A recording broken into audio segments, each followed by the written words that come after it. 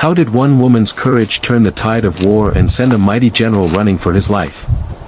What happened when Barak's 10,000 warriors charged into battle, and why did Sisera flee on foot? Can one battle decide the fate of a nation, or will Sisera escape to fight another day? Israel's army was ready, the enemy was near, but would Barak's men stand or fall? This was the moment the war turned. Would Deborah's prophecy come true? The day of battle dawned. Dark clouds gathered over the land, and the air was thick with anticipation. Deborah stood beside Barak on Mount Tabor, her eyes fixed on the enemy camp below. Then she turned to Barak, and gave the command that shook the mountain. Go. This is the day the Lord has given Sisera into your hands. Has not the Lord gone ahead of you? At once, Barak descended the mountain with 10,000 men. Their feet thundered across the slopes, as they charged into the valley. And at that very moment, God moved. The skies opened. Heavy rains poured down. The Kishon River swelled and overflowed, turning the battlefield into mud. Sisera's powerful iron chariots became useless, stuck, sinking, trapped in the mire. Panic swept through Sisera's army. Confusion broke out among the soldiers as the Israelites struck with courage and fury. One by one, the Canaanite warriors fell. The once feared chariots were abandoned. Chaos filled the valley. Barak's men pursued the enemy relentlessly. The hand of the Lord was against Sisera's army, and not a single man was left standing. Sisera, realizing defeat was certain, leapt from his chariot and fled on foot. He ran for his life, hoping to find refuge before Barak could capture him. But God's plan was not yet finished. Sisera's escape would lead to an ending more shocking than anyone could have imagined. Sisera's heart pounded as he ran. His chariot was useless. His army destroyed. And his name, once feared across Israel, now meant nothing. Mud clung to his feet, but he did not stop. Every step was driven by terror. He had to find safety, before Barak and his men caught up. Ahead, he saw the tents of Heber the Kenite. Heber was at peace with King Jabin, so Sisera believed this place would be safe. Exhausted, he stumbled into the camp, and found Jael, Heber's wife, standing at the entrance of her tent.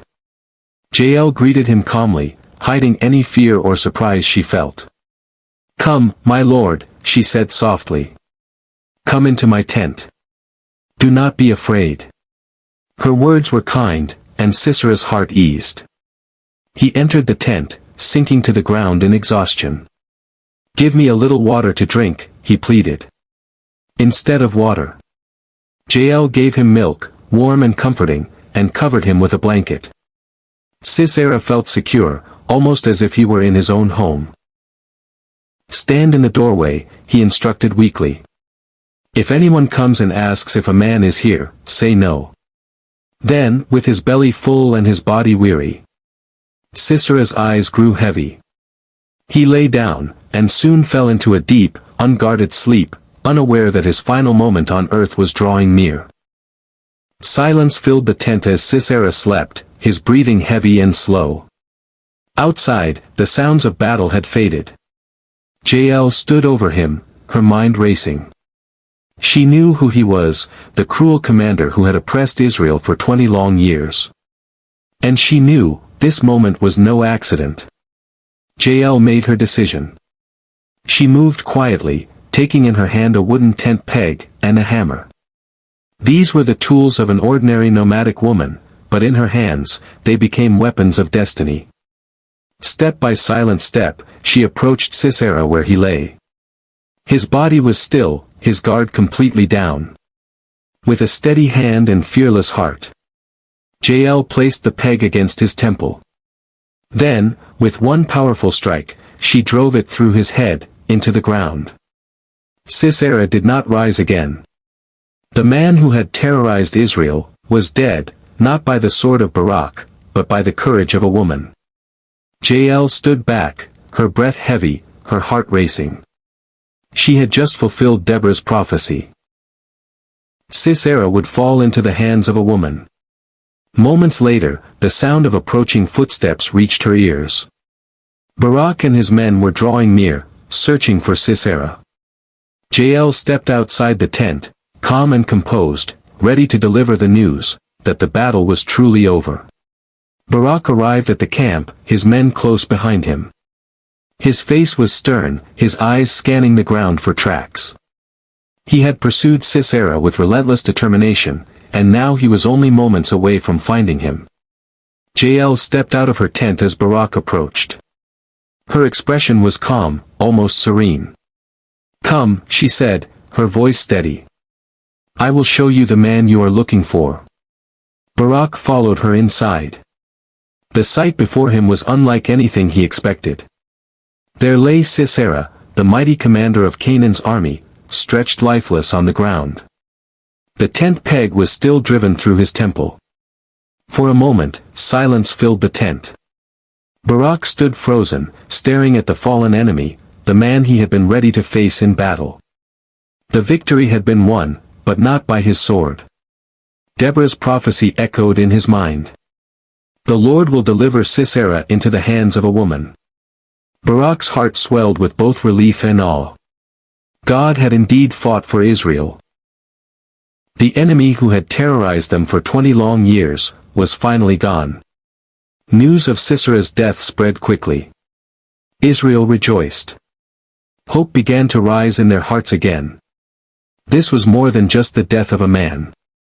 It was the breaking of a chain that had held them captive for 2 decades. But Deborah and Barak were not finished. There was still one last step to seal Israel's victory. When Sisera fell, the power of Canaan was broken. But the war was not yet over. King Jabin still ruled in Hazor. And Israel could not rest until the entire yoke of oppression was removed. With renewed courage, Barak and the armies of Israel pressed forward. Their victory over Sisera's army had turned the tide. Fear spread among the Canaanites. And their strength began to crumble. Day after day, the Israelites struck blow after blow against King Jabin's remaining forces. Villages that had once trembled now rose in defiance. Warriors who had once hidden now joined the fight. God was with Israel. The momentum of heaven was unstoppable. Soon, Jabin's power weakened. Until nothing was left. At last, the people of Israel completely destroyed him. And his kingdom, the land that had been filled with fear, now rang with songs of joy. Roads that had been empty became safe again. Farmers returned to their fields. Children played in the streets. And peace returned to the land. Deborah's leadership had guided Israel from fear to faith. From oppression to freedom. The nation could finally breathe again. But Deborah and Barak knew. This was not just a victory of swords and spears. It was a victory of faith. God had heard the cries of his people. And had fought for them. And so, to mark this moment, Deborah and Barak lifted their voices in a song that would be remembered for generations. When the battle was over and peace began to settle on the land, Deborah and Barak did something remarkable. They sang. Their song was not just words, it was a powerful declaration of what God had done for Israel. Praise the Lord, they began. When the leaders of Israel take the lead, when the people willingly offer themselves, bless the Lord. Their voices rose like a trumpet, calling the nation to remember that this victory belonged to God alone. The song celebrated every tribe that answered the call. It honored those who willingly went to battle, leaving their homes to fight for freedom. It also spoke of the tribes who hesitated, reminding everyone that God's call is not to be ignored. Deborah's song painted a picture of the battle itself, the storm from heaven, the swollen Kishon River, the panic that swept Sisera's army. It praised Jael, calling her most blessed among women, for striking down the enemy with her own hands. This was not just a song of victory. It was a warning and a lesson. It reminded Israel that God is faithful when they are faithful, and that courage is required when God calls. As the song ended, the people were filled with gratitude and renewed faith. They had seen what God could do, and they knew He was their deliverer. And with that, a new chapter of peace began for Israel. When the singing stopped and the dust of battle settled, Israel entered a new season, a season of peace. Under Deborah's leadership, the land rested for 40 years. The highways were safe again, the villages were full of life, and the people could worship without fear. Deborah's name became a symbol of courage. She was remembered not just as a judge, but as a mother in Israel, one who rose when others were afraid, one who listened when others ignored God's voice, and one who believed that victory was possible even against impossible odds. Her story is a reminder that God can use anyone, man or woman, strong or weak, to accomplish His purposes.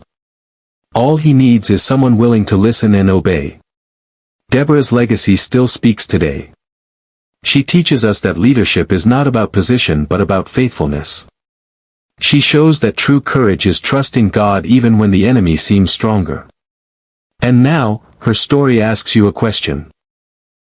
When God calls you to rise, will you hesitate, or will you step forward like Deborah? Your obedience might be the key to someone else's freedom. So rise up. Stand firm in your faith. Trust the God who still delivers His people. And never forget, the same God who fought for Israel will fight for you today.